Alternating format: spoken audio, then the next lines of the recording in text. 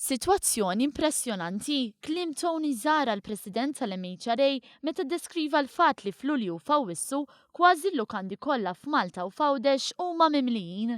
Għal dan waqt laqa li ssir ta' kull sitt ġimgħat bejn il-Ministru għat-Turiżmu u l-Assoċjazzjoni Maltija għall-Lukandi u Ristoranti l-MHRA fejn ikun diskuss l-andament tal-industrija tat-turiżmu. Tony Zara, l-President tal-MHRA, stqar li din hija sena b'rekord ieħor ta' waslit, riżultat pożittiv sforz il-kooperazzjoni bejn is-settur privat u dak pubbliku. Esprima s-sodisfazzjon tiegħu għaż-żieda fin-numru ta' turisti li waslu pajjiżna fix-xitwa u għat-traħis fil-kontijiet tad-dawl u l-ilma għan-negozji.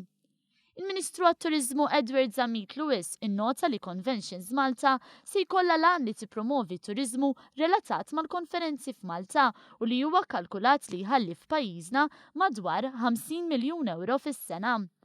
Elenka kif l-ewwel 5 xhur ta' din is-sena waslu f'pajjiżna ma' 600,000 turist u dwar kif kienet irreġistrata żieda fl-infiq dirett ta' madwar 31 miljun euro.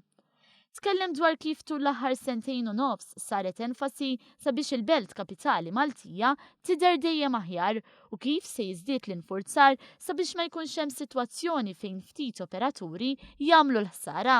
Fisser kif l-MHRA jeħtieġ li tkun aktar involuta fl-ITS anke permezz ta' aktar placements ta' studenti fl-industrija. Il-Ministru Zamit Lewis stqar ukoll li se jara li l-MHRA tkun involuta fid-diskussjonijiet mal-Air Malta sabiex jittieħdu miżuri aktar konkreti. Huwa żied jagħmilha ċara li mhux se jitnaqqsu r-rotot minkejja li jista' jkun hemm il-possibilità li l-Air Malta tnaqqas l-ajruplani.